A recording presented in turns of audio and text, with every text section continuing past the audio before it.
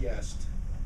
I'm here today to talk about the age-old subject. For centuries, well, maybe the last couple of years really has been discussed about what's in your wallet. So what is in your wallet? Anybody want to throw something out? Personal stuff aside, don't talk about that. My wife listening. I have an ATM card. An ATM card. Very, very good. What's in your wallet? How did that phrase come about, and why do we see it all the time? One of my favorite commercials. Oh, yeah.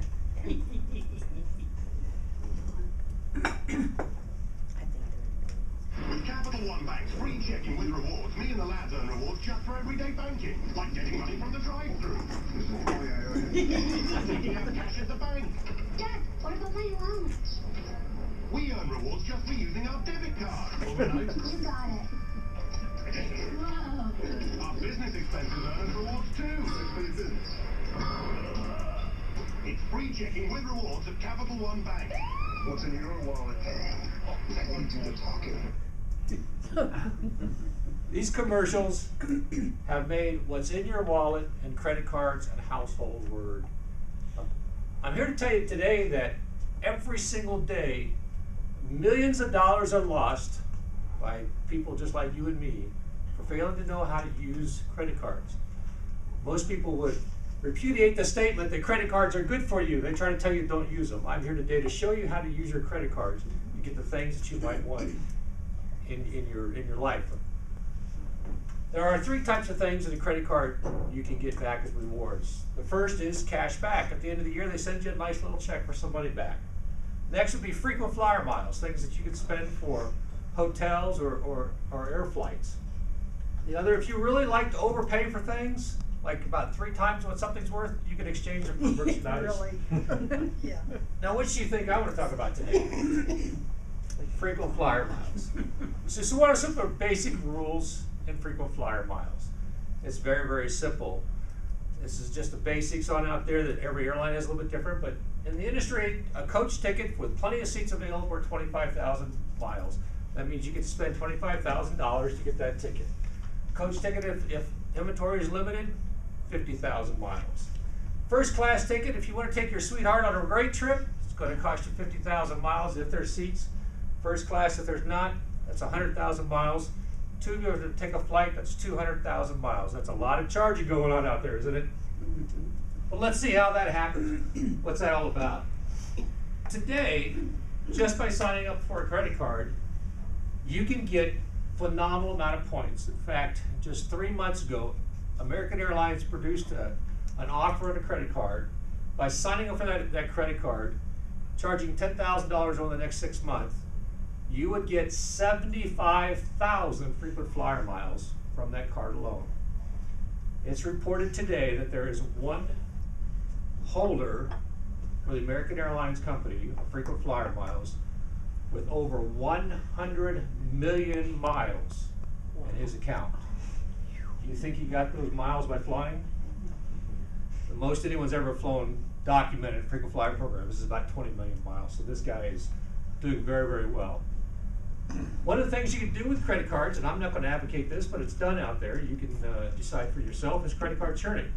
A friend of mine has actually had the same credit card turned 9 different times 3 months apart and received the same bonus miles each time he's applied for that credit card. Apply it, charge, cancel it. It's called credit card churning. I don't recommend doing it unless you really don't like your credit report very much, but it's a good way to go ahead and get miles. Some of the advantages of credit cards: the Delta Platinum card. Just by charging 60,000 miles a year, they're going to give you elite status. That means you're going to be in the front of the line to go ahead and get on the airplane. Free bags you get, extra bonus miles when you get to fly. It's a great program. United Airlines. Last week I was flying a United Airlines flight. This was in my seat when I got on the airplane. They've gone to the point now of a brochure, plenty of nice application thing. The flight attendant will take your application for you. And a credit card that will earn you 40,000 miles just for signing on up. It will also give you membership to their club. So you'll be able to go to their club and have a little cocktail between your flights. The Spirit Airline. If you would like to be the first ones aboard a Spirit Airline airplane, which I would not recommend flying Spirit Airline, but if you would like to be the first one, just get their credit card because they get to go first on that airline. Not a lot of advantages of flying Spirit Airlines. Who here owns a business? Yourself? Okay. Who here works for a small to medium-sized company? The advantages of credit card use, American Airlines is a company that if you as an employee fly, the company themselves will also get benefits in terms of miles for upgrades. If your company has accounts payable, as all companies do, and you're writing checks for your services, have you ever thought about putting that money on a credit card?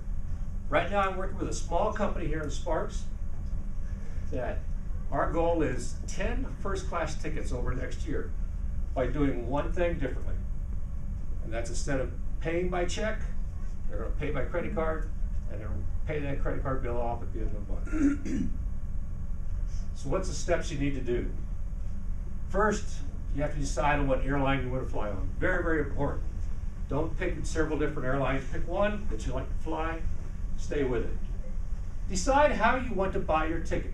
How does Capital One advertise that they can guarantee you a seat on any flight at any time by using their card? It's because they pay with points instead of miles. That 25,000 coach ticket costs you 25,000. Excuse me. They'll give you up to $250 price on that ticket for 25,000 points. United may charge $500 for that seat. If you use United miles, you can get that for 25,000. If you were to go to Capital One, that's 50,000 because they convert cash to points. So how you're going to do it depends upon how you want to do it, what credit card you're going to go ahead and use. Then go and study the airline's frequent flyer program. Find out how to get those cheap seats on out there. I can guarantee you that if you don't study it, you're going to be paying the maximum rate of 50,000 or 100,000 points. Decide which card is best for your airline. By studying everything, you'll be able to learn which one, so when you go out there and charge, you'll be able to get the maximum value for your points. And last, get to work. It's holiday season. Let's get out there and charge things. Check your wallet today. The ticket for your next flight just might be sitting there. See you in the air.